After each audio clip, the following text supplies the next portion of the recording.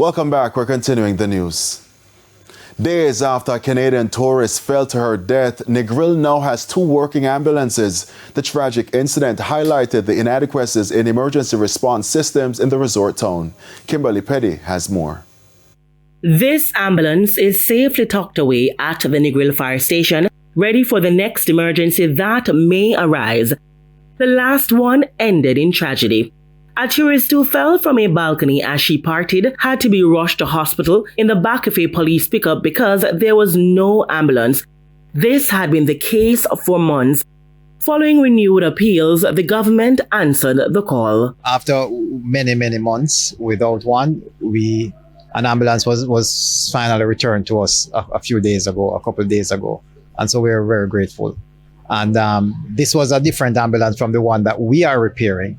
Chairman of the Negril Destination Assurance Council, Richard Wallace, revealed that the ambulance that was being repaired by the Negril DAC and the Chamber of Commerce through funding from the Tourism Enhancement Fund, TEF, is also ready for use. We can't stress the importance of having a working ambulance at all times in the resort town. I don't think I have to convince anyone of that need.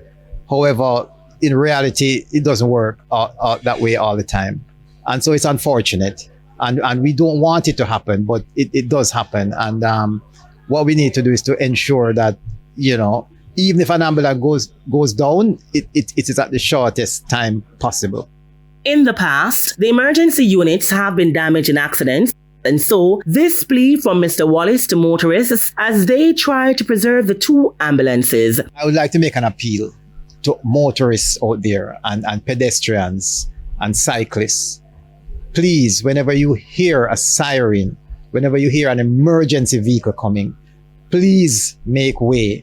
Please give way. It's a law to the emergency vehicle. A lot of the accidents that have happened are not necessarily the fault of the ambulance driver.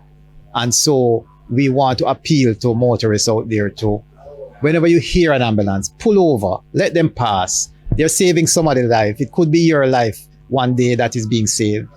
Kimberly Petty for TVJ News.